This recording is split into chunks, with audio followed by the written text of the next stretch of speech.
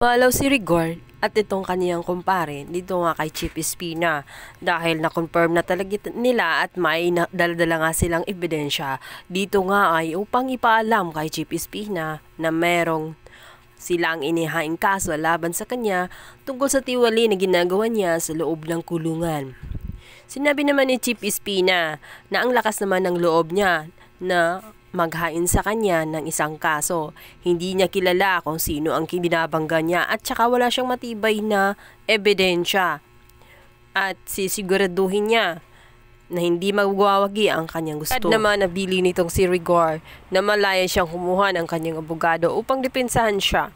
Ngunit sisiguraduhin umano ni Rigor na walang magagawa maging ang kanyang abogado sa ebidensya na kanilang makakalap. Kaya naman itong si Chief Espina ay hindi mapakali at naisip na nga nito na umalis na nga sa naturang ospital kahit hindi pa niya napapanahon na lumabas. Pipirma siya ng waiver alang-alang sa kanyang kaligtasan.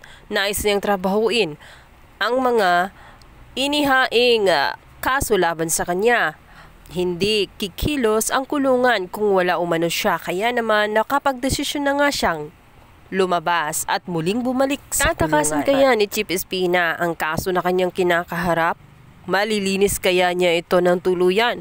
O tuloy na ngang mabubunyag si Chief Espina na siyang magiging dahilan kung bakit mawala na ang kanyang itsura o ang kanyang presensya sa loob ng kulungan dahil malalaman na ng publiko ang kanyang mga pinagagawa ng dahil nga dito kay Rigor.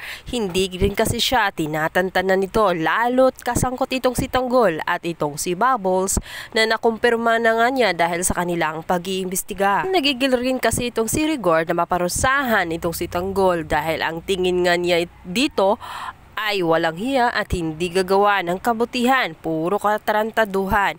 Mamamaalam ng tuluyan si Chief Espinas.